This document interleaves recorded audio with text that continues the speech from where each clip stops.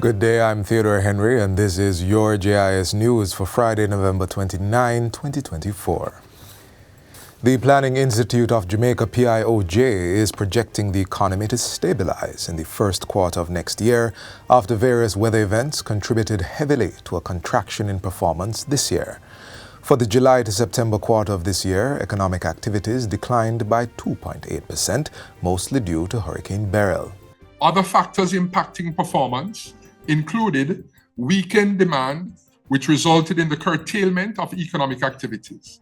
This was reflected in a downturn in business confidence and the release of a second Level 3 travel advisory by the U.S. State Department in July 2024. The first was in January 2024. The PIOJ's Director General says Tropical Storm Raphael further impacted economic activities, and a negative 1.5 to 0% outturn is now projected for the October to December quarter, with the full calendar year expected to be in the range of negative 1% to 0%.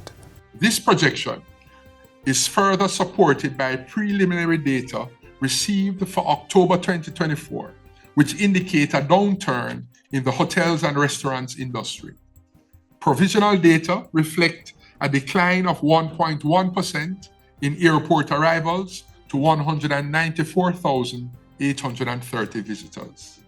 However, the mining and quarrying industry is anticipated to record a positive performance during October to December 2024. Meanwhile, the PIOJ is projecting that the agriculture industry will return to growth in the first half of fiscal year 2025-2026. This follows a 13.5% decline in the July to September 2024 quarter due to the impact of Hurricane Beryl and other weather events, which will linger into December. Lower production was recorded for 8 of the 9 crop groups, with the largest declines recorded for cereals, down 33.4%, condiments down 21.8%, vegetables down 17.3%, and fruits down 16.6%. Additionally, lower output was recorded for traditional export crops, which decreased by 15%, largely reflecting contractions in the production of banana, down 18.7%, coffee, down 70.4%, and cocoa, down 74.2%. Dr. Wayne Henry says the recovery process will take 3 to 6 months. The Ministry of Agriculture had estimated losses to the sector at $6.5 billion, affecting approximately 45,000 farmers across the southern parishes. Meanwhile, the overall cost of damage and loss associated with the passage of Hurricane Beryl was estimated at $32.2 billion by the PIOJ. Of that figure, infrastructure accounts for 50% of the losses, totaling $15.9 billion. Minister of Industry, Investment and Commerce, Senator Aubin Hill, says Jamaica continues to leverage public-private partnerships to achieve the country's sustainable development goals. Minister Hill says to date, Jamaica has successfully completed 7 public-private partnership transactions. These include the Norman Manley and Sangster International Airports, Kingston Container Terminal, North-South Highway, and Highway 2000.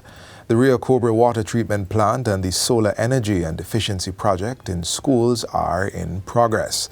According to Senator Hill, these partnerships demonstrate the strength of the country's institutions and reflects its commitment to inclusive growth. When we leverage PPPs, we are fostering infrastructure development, creating opportunities for our youth, and contributing to the achievement of the Sustainable Development Goals, ensuring that economic prosperity goes hand in hand with social empowerment and global competitiveness. Senator Hill also highlights that the government's public-private partnership program is currently ranked 6th out of 29 countries in Latin America and the Caribbean based on Infoscope rankings. He was speaking at the 2024 UN Jamaica Partnership Forum in Kingston on Tuesday. UN Resident Coordinator Dennis Zulu says the private sector acts as a partner in development when it aligns its activities and investments with the country's development priorities and focuses on long-term value creation. This can mean investing in projects that enhance the social, economic, and environmental fabric of communities. By looking beyond immediate short-term gains and prioritizing sustainable development, businesses help build a prosperous future for both it and the country at large. 74 capital projects are currently underway between the National Water Commission, NWC, and the Rural Water Supply Limited across the country.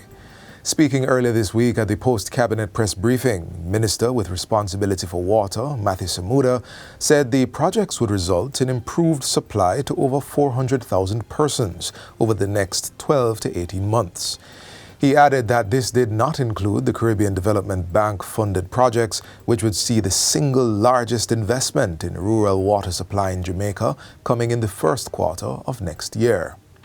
But all of that aside, all of the investment that is required to realize our national ambition for water supply has to be underpinned that while realizing this ambition, our citizens must have access to potable water where it is already possible and must have the dignity and ability to pay their bills. The reiteration of the water projects follows the announcement of an NWC amnesty to help Jamaicans with little to no means to settle their debts with the Commission. And finally, the Ministry of Finance and the Public Service is reporting that a total of 1,756 new government positions have been created.